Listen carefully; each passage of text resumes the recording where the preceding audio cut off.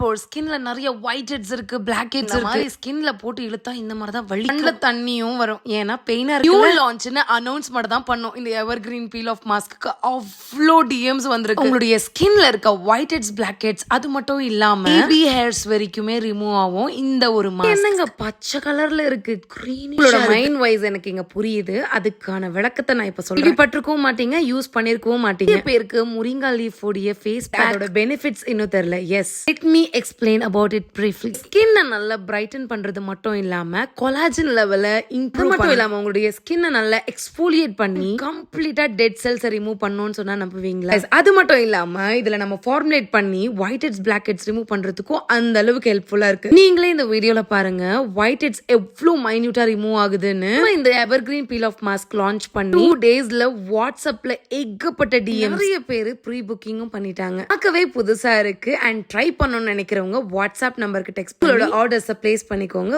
By.